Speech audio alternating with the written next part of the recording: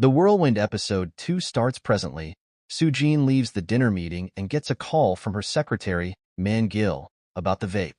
He finds out that Yeon-suk had asked the doctors to look into it. Man-gil hacks into the hospital system to confirm and brings the files to Soo-jin.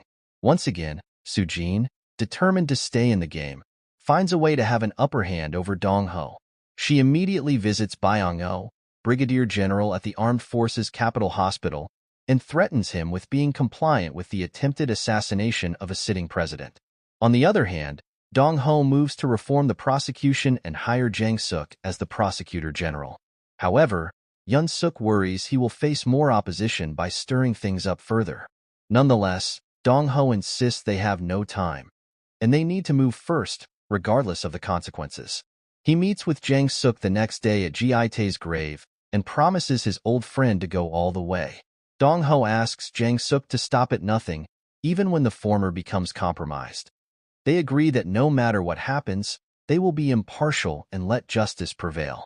To prove his point, Dong-ho refuses to attend his first event as the acting president.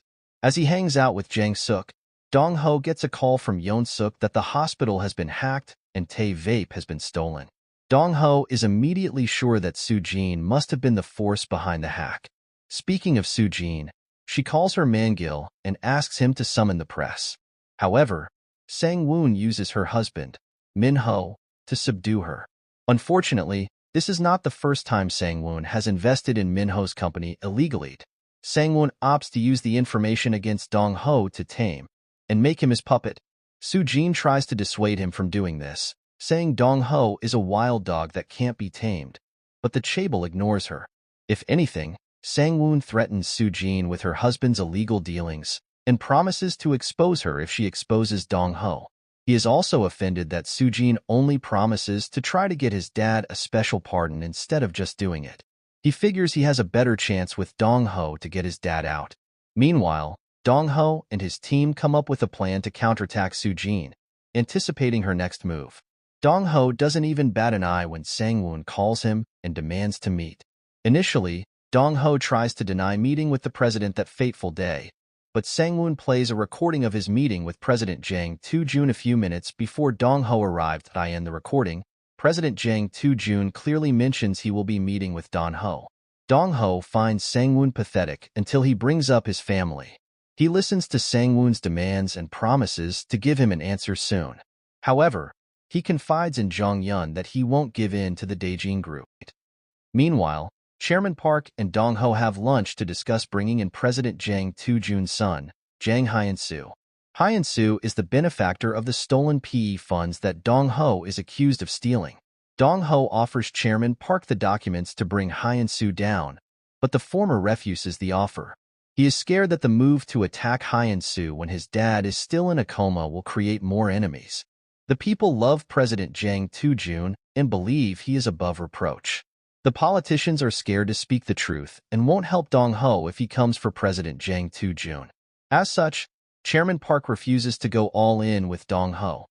After his failed meeting with Chairman Park, Dong-ho gets a call from Jang-suk informing him that the PE fraud case was transferred to the CIO, and all prosecutors were ordered to abandon the case.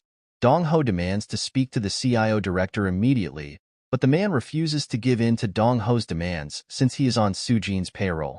Dong-ho decides to go with his plan B simultaneously. Soo-jin meets with Yeon-suk and tries to convince her to switch sides again. However, Yeon-suk refuses and reminds Soo-jin of her university days. Soo-jin is offended that Yeon-suk still sees her as one of her former students, especially after all of her accomplishments. After Yeon-suk refuses to switch her allegiance, Soo-jin threatens her and demands she resign as chief of staff for keeping quiet about President Jang Tae-jun's assassination attempt. At the prison, Sang-woon meets with his dad and assures him that he will be freed soon. He is overconfident, and his dad warns him to be careful. Sang-woon hopes to prove himself and get his inheritance. He doesn't want to lose the company to his younger brother. Taking a huge risk, Dong-ho and Yeon-suk tighten the security at the Blue House and invite Sang-woon to discuss their deal. Sang-woon is under the impression that Dong-ho is taking his offer and walks in with his shoulders high and a list of demands. The first demand is to release his dad. Dong-ho acts agreeable as he prepares their drink. He puts poison in the drinks while Sang-woon is busy admiring the room.